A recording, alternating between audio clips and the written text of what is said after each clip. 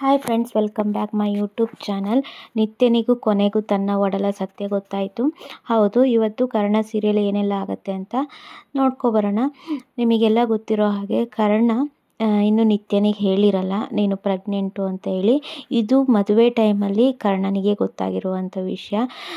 ತೇಜಸ್ಸು ಮದುವೆ ಟೈಮಲ್ಲಿ ಅಂದ್ಕೊಂಡಿರ್ತಾರೆ ಎಲ್ಲರೂ ಓಡೋಗಿದ್ದಾನೆ ಅಥವಾ ಮದುವೆ ಇಷ್ಟ ಇಲ್ಲ ಅಂತ ಓಡೋಗಿದ್ದಾನೆ. ಯಾಕೆ ಓಡೋಗಿದ್ದಾನೆ, ಸಿಕ್ಕಾಪಟ್ಟೆ ರೀಸನ್ಸ್ಗಳು, ಕೆಲವೊಬ್ರು ಒಪಿನಿಯನ್ ಒಂದೊಂದು ಥರ ಇರುತ್ತೆ. ಆದರೆ ಆ್ಯಕ್ಚುಲಿ ವಿಷಯ ಬಂದು ರಮೇಶು ಕಿಡ್ನಾಪ್ ಮಾಡಿರ್ತಾನೆ ತಂದೆ ತಾಯಿ ತೇಜಸ್ ಅಪ್ಪ ಅಮ್ಮನಿಗೆ ಈಗ ಮದುವೆ ಒಪ್ಕೊಳ್ಳೋ ಹಾಗೆ ಮಾಡಿ, ಅದುವೇ ಮದುವೆ ಟೈಮಲ್ಲಿ ನೀವು ಓಡೋಗಿ ಅಂತ ಮುಂಚೆನೇ ಪ್ಲ್ಯಾನ್ ಆಗಿರುತ್ತೆ. ಅದೇ ಪ್ರಕಾರ ತೇಜಸ್ ಅಪ್ಪ ಅಮ್ಮ ತೇಜಸ್ನ ಕಿಡ್ನಾಪ್ ಮಾಡಿ ಕರ್ಕೊಂಡೋಗಿರ್ತಾರೆ.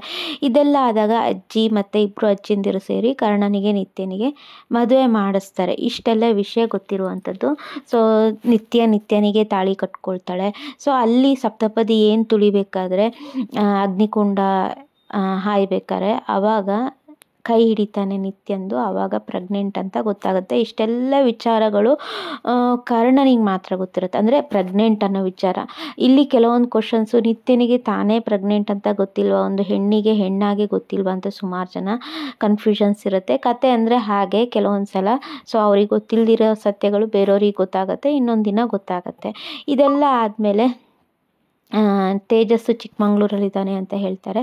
ಸೊ ಹಾಗಾಗಿ ಕರ್ಣ ಮತ್ತು ನಿತ್ಯ ಹನಿಮೂನ್ ಅಂತ ನೆಪ ಕೊಟ್ಟು ಅವನ್ನ ಹುಡುಕ್ಲಿಕ್ಕೆ ಚಿಕ್ಕಮಂಗ್ಳೂರು ಬರ್ತಾರೆ. ಯಾಕಂದರೆ ತೇಜಸ್ನ ಹುಡುಕ್ತೀನಿ ಅಂದರೆ ಮನೇಲಿ ಯಾರೂ ಬಿಡಲ್ಲ. ಯಾಕಂದರೆ ಆಲ್ರೆಡಿ ಮದುವೆ ಆಗಿದೆ ನಿಮಗೆ, ಅದು ಮುಗ್ದೋಗಿರೋ ಟಾಪಿಕ್ಕು, ಅದ್ರ ಬಗ್ಗೆ ಮಾತಾಡಬೇಡಿ ಅಂತ.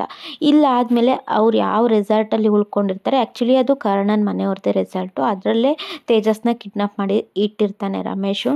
ಸೊ ಇವರು ಅದೇ ರೆಸಾರ್ಟಿಗೆ ಹೋಗ್ತಾರೆ ಅಂದಾಗ ಅವ್ರನ್ನ ಹೆಂಗಾರು ಬೇರೆ ಕಡೆ ಶಿಫ್ಟ್ ಮಾಡಬೇಕು ಅಂತೇಳಿ ಒಂದು ಹುಡುಗಿನ ಬಳಸ್ಕೊಂಡು, ಹಾಗೆ ಅಲ್ಲಿರೋ ಸೆಕ್ಯೂರಿಟಿ ಗಾರ್ಡ್ ಅಥವಾ ಯಾರೋ ಒಬ್ಬರು ಗಾರ್ಡನಿಂದ ಬಳಸ್ಕೊಂಡು ಅವನನ್ನು ಬೇರೆ ಕಡೆ ಶಿಫ್ಟ್ ಮಾಡುವಂಥದ್ದು, ಮನ ಒಲಿಸ್ಬಿಟ್ಟು.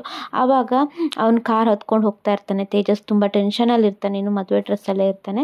ಸೊ ಕರ್ಣ ಒಬ್ರ ಹತ್ರ ವಿಚಾರಿಸ್ತಾ ಇರ್ತಾರೆ, ಈ ಫೋಟೋ ತೋರಿಸ್ಬಿಟ್ಟು, ತೇಜಸ್ ಫೋಟೋ ತೋರಿಸ್ಬಿಟ್ಟು, ಇವ್ರು ಯಾರಾದರೂ ಗೊತ್ತಾ ನಿಮಗೆ, ಇಲ್ಲೆಲ್ಲಾದರೂ ನೋಡಿದಾರ ಅಂತ. ಆವಾಗ ತೇಜಸ್ಸು ಗಾಡಿ ಹತ್ತೋದನ್ನು ನಿತ್ಯ ನೋಡ್ತಾಳೆ. ಸಿಕ್ಕಾಪಟ್ಟೆ ಕೂಗ್ತಾಳೆ ತೇಜಸ್ ಅಂತ. ಅಷ್ಟರೊಳಗೆ ಗಾಡಿ ಮೂವ್ ಆನ್ ಆಗುತ್ತೆ. ಕಾರನ್ನೇ ಹಿಂಬಾಲಿಸ್ಕೊಂಡು ಇವಳು ಓಡ್ ಬರ್ತಾಳೆ. ಅವನ ಹಿಂದೆ ಕರ್ಣನೂ ಸಹ ಓಡ್ ಬರ್ತಾನೆ.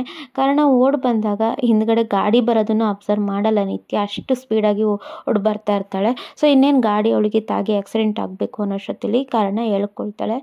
ಆವಾಗ ಸ್ವಲ್ಪ ನಿತ್ಯ, ನನ್ನ ಪಾಡಿಗೆ ನಾನು ಬಿಟ್ಬಿಡಿ ಕರ್ಣ, ನಮ್ಮ ಜೀವನ ಹೇಗೋ ಆಗುತ್ತೆ, ನಿಮ್ಮ ಜೀವನ ನನ್ನಿಂದ ಹಾಳಾಗೋದು ಬೇಡ. ತೇಜಸ್ ಅಲ್ಲಿ ಹೋದ್ರು, ನನ್ನನ್ನು ನೋಡ್ದಿದ್ದಾಗ ಹೋದ್ರು ಅಂತೇಳಿ ಉದ್ವೇಗದಲ್ಲಿ ಹೇಳ್ತಾಳೆ.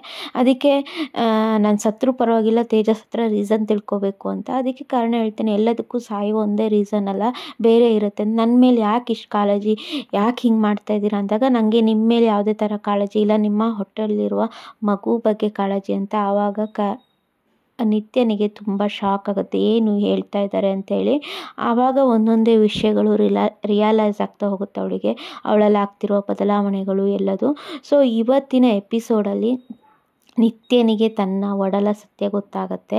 ಹಾಗೆ ಮುಂಬರುವ ಎಪಿಸೋಡಲ್ಲಿ ತೇಜಸ್ ಕಿಡ್ನಾಪ್ ಮಾಡಿದ್ದು ಕರ್ಣ ಅಂತ ಹೇಳಿ ತೇಜಸ್ಸೇ ಹೇಳ್ತಾನೆ. ಇದು ಮುಂದೆ ಹೇಗೆ ಹೋಗುತ್ತೆ ಅಂತ ಎಪಿಸೋಡ್ಗಳು ಕಾದು ನೋಡಬೇಕಾಗಿದೆ. ಇಂಥದ್ದೇ ಕಂಟೆಂಟು ಅಥವಾ ಇಂಥದ್ದೇ ವಿಡಿಯೋಕ್ಕೋಸ್ಕರ ನನ್ನ ಚಾನಲ್ನ ಸಬ್ಸ್ಕ್ರೈಬ್ ಮಾಡಿ. ಹಾಗೆ ನೆಕ್ಸ್ಟ್ ಎಪಿಸೋಡಿಗೆ ವೆಯ್ಟ್ ಮಾಡ್ತಾರೆ. ಇವತ್ತಿನ ಕರ್ಣ ಸೀರಿಯಲು ಇದಾಗಿರುತ್ತೆ.